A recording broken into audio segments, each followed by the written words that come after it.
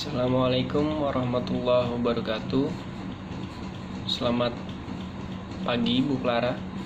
Saya Sofyan Yuliawan, NPM 2019-1011 5090 dari kelas 21. Saya akan mempresentasikan hasil analisa saya mengenai pembahasan studi kasus, yaitu Situation in Darfur, Sudan Selatan, atau konflik di Darfur, Sudan Selatan, untuk memenuhi mata kuliah hukum internasional dengan dosen Clara Ignacia Tobing, SHMH. Berikut penjelasannya. Konflik adalah kondisi adanya pertentangan atau ketidakcocokan antara beberapa pihak, baik itu individu, kelompok, atau organisasi, di mana para pihak tersebut berusaha untuk saling menggagalkan terciptanya tujuan dari pihak lain yang dapat berupa status, kekuasaan, ataupun sumber daya yang bersifat langka.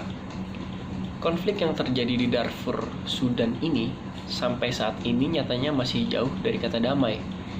Darfur adalah sebuah negara di bagian Sudan Selatan. Di bagian Sudan yang terletak di bagian barat Sudan dengan pusat kota yaitu Al-Fashir dan Nyala. Konflik yang memakan banyak korban jiwa, pengerusakan fasilitas, bahkan meresahkan dunia internasional. Konflik ini belum sepenuhnya reda karena belum mencapai titik kesepakatan antara Sudan dan Sudan Selatan. Banyak kendala yang ditemukan di kasus ini, yaitu salah satunya pertimbangan Mahkamah Internasional untuk memberikan keputusan yang tepat dalam rangka merangkul kembali kedua negara tersebut. Hambatan tersebut pula yang menyulitkan saya untuk menentukan sumber hukum apa yang digunakan dalam usaha menyelesaikan konflik ini karena belum adanya keputusan hakim yang konkret dan mengikat. Berdasarkan analisa saya, kasus konflik Sudan ini masuk ke dalam sumber hukum material.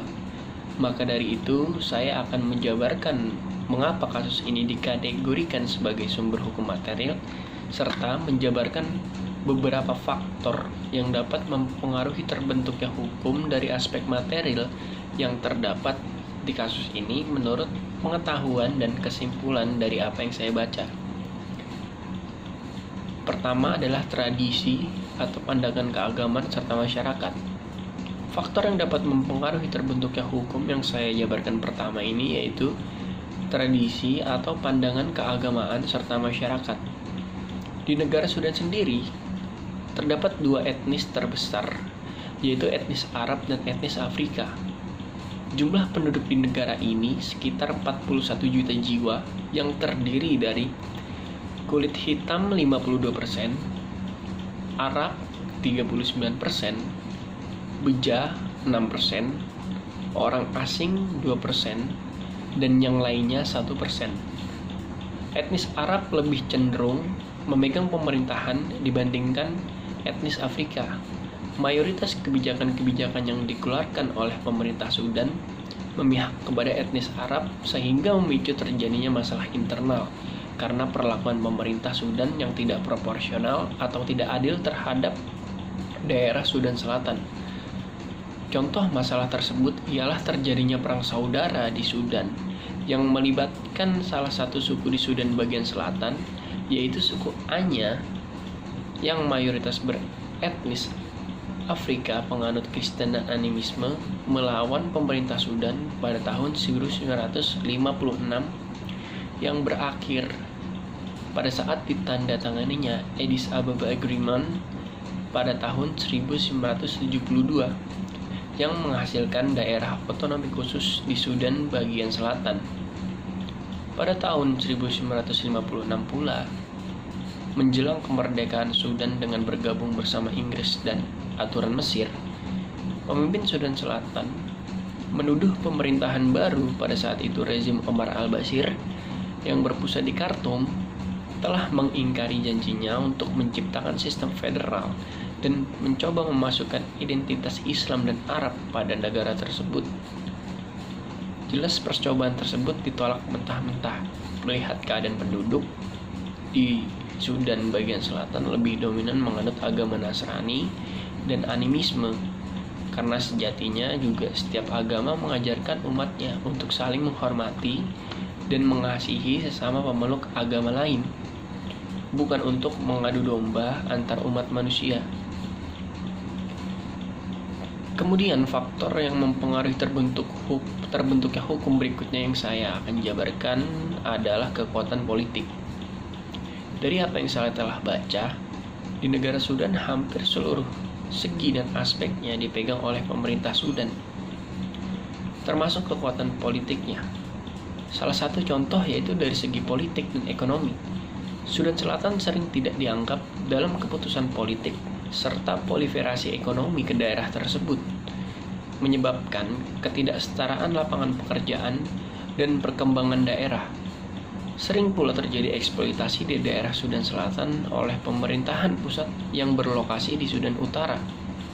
Kemudian pada tahun 1983, Presiden Sudan pada waktu itu, Jafar Nimeiri, memberlakukan politik Arabisasi dan Islamisasi untuk daerah Sudan bagian selatan yang berdampak kepada suku asli di Kordofan Selatan, yaitu suku Nuba di Nil Biru, suku Ingesana, dan suku Uduk, menjadi korban dari kebrutalan politik ini.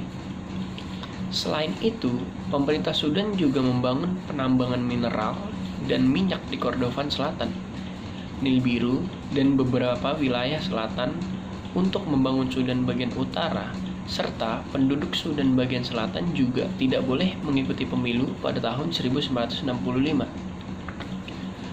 Permainan politik yang dikuasai oleh para elit pemerintahan Sudan membuat keadaan Sudan Selatan semakin terpuruk, karena secara tidak langsung, kemerdekaan kebebasan penduduk Sudan Selatan dirampas dan ditutup pergerakannya. Maka dari itu, tidak heran apalagi di saat kepemimpinan Presiden Omar al-Bashir yang bengis dan otoriter, salah satu kebengisannya ialah terjadinya ethnic cleansing atau pembersihan etnis di Darfur bagian selatan pada Oktober tahun 2002 oleh pasukan Janjaweed. Pasukan Janjaweed ini adalah pasukan yang dibentuk atas perintah Presiden Omar al-Bashir oleh pemerintah Sudan kala itu untuk menandingi SPLM-A dan JEM, terdiri atas suku nomaden, Arab Rizaigat, Biseria, dan Abala yang dijanjikan tanah oleh pemerintah Sudan. Pembersihan etnis oleh pasukan Janjaweed ini dilakukan dengan cara membunuh laki-laki, memperkosa perempuan, dan menculik anak-anak. Kemudian terpilihnya kembali Gubernur Kordofan Selatan, yaitu Ahmed Haroun, juga salah satu pemicu terjadinya konflik internal yang tak kunjung usai. Alasannya karena beliau merupakan salah satu buronan International Criminal Court atas kejahatan kemanusiaan berat di Darfur. Konflik internal lainnya yaitu SPLM-A yang mendirikan barak militer di wilayah Kordofan Selatan dan Nil Biru, dilucuti senjatanya secara paksa oleh pemerintah Sudan pada Juni tahun 2011. Pemaksaan ini memicu terjadinya konflik di Kadugli, ibu kota Kordofan Selatan, antara SPLM-A dan Sudan Armed Force atau SAF yang akhirnya menyebar.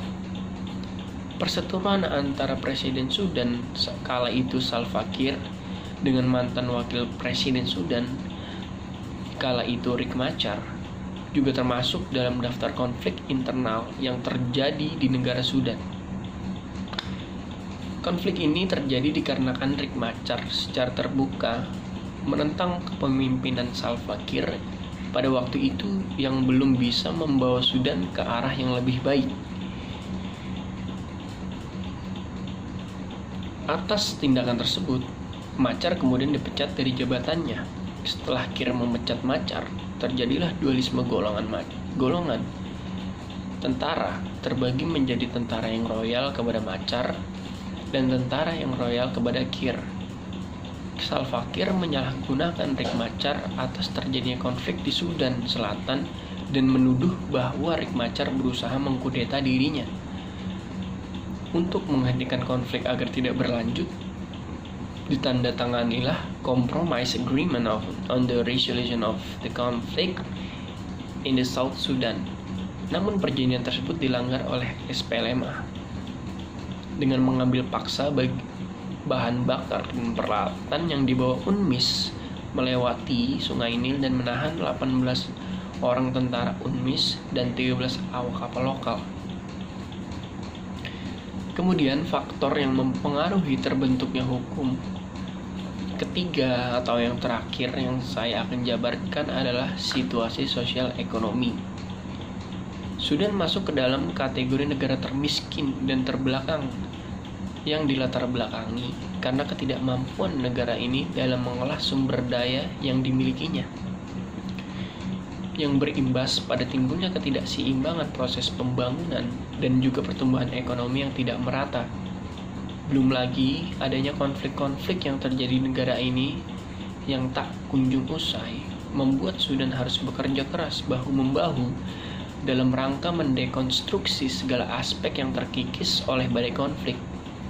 Selain itu pula, Sudan adalah negara termiskin di dunia yang rakyatnya kerap dilanda bencana kelaparan. Konflik yang terjadi ini begitu rumit dan mengganggu tatanan kehidupan antara rakyat dan pemerintah di Sudan. Di sisi lain, Sudan memiliki kekayaan alam yang melimpah dan yang paling tersohor ialah minyak bumi. Hampir keseluruhan pendapatan terbesar negara Sudan ini berasal dari sektor minyak bumi. Sekitar 3/4 cadangan minyak negara Sudan berpusat di wilayah Sudan bagian selatan. Produksi minyak bumi di negara ini sempat terhenti pasca deklarasi kemerdekaan Sudan Selatan pada tanggal 9 Juli tahun 2011 dikarenakan belum adanya kesepakatan biaya pipa minyak antara pihak Sudan dengan pihak Sudan Selatan. Sejak awal, Sudan memang tidak menyukai kemerdekaan Sudan Selatan karena 2/3 kilang minyak Sudan menjadi berada di wilayah Sudan Selatan. Akan tetapi, ada hambatan yang ditemukan oleh Sudan Selatan, yaitu dalam proses penyaluran minyak bumi dari Sudan Selatan ke pelabuhan ekspor di Laut Merah atau Port Sudan. Sudan Selatan membutuhkan 2 jalur pipa yang melewati wilayah Sudan karena status kenegaraan Sudan Selatan adalah landlocked country, mengakibatkan Sudan Selatan harus menggunakan pipa milik wilayah Sudan untuk mengekspor minyaknya. Sebenarnya terdapat opsi alternatif yang dapat diambil oleh Sudan Selatan, yaitu dengan menggunakan truk melewati Ethiopia dan Djibouti. Namun Sudan Selatan tetap memilih menggunakan pipa milik Sudan. Biaya penggunaan pipa ini menjadi perselisihan antara Sudan dan Sudan Selatan. Sudan meminta biaya 32 US dan Sudan Selatan meminta 1 US dolar. Konflik juga terjadi di sini. Kedua wilayah tersebut saling tuduh-menuduh. Sudan menuduh Sudan Selatan tidak mau membayar ongkos sewa jalur pipa minyak ini. Sebaliknya, Sudan Selatan menuduh Sudan mencuri minyaknya yang dialirkan melalui pipa itu. Karena banyaknya konflik yang menerjang kedua negara ini dan tak kunjung usai, membuat perubahan sosial di masyarakat, khususnya masyarakat di wilayah Sudan Selatan, yang diwujudkan dalam bentuk penuntutan dilaksanakannya referendum pemisahan diri untuk menentukan nasib sendiri wilayah Sudan Selatan. Apakah tetap masuk dalam negara Sudan atau membangun negara sendiri berdikari. Pada tahun 2009 dibuatlah Referendum Act yang berfungsi sebagai acuan dalam melakukan referendum. Referendum ini berpedoman pada Comprehensive Peace Agreement atau CPA. Menurut Referendum Act, referendum valid hanya jika jumlah vote setidaknya 60% dari voter memilih untuk merdeka. Referendum akan dilaksanakan di Sudan bagian utara, selatan, dan 8 lokasi di negara lain. Referendum center bisa didirikan di tempat di mana paling tidak ada 20.000 voter di situ.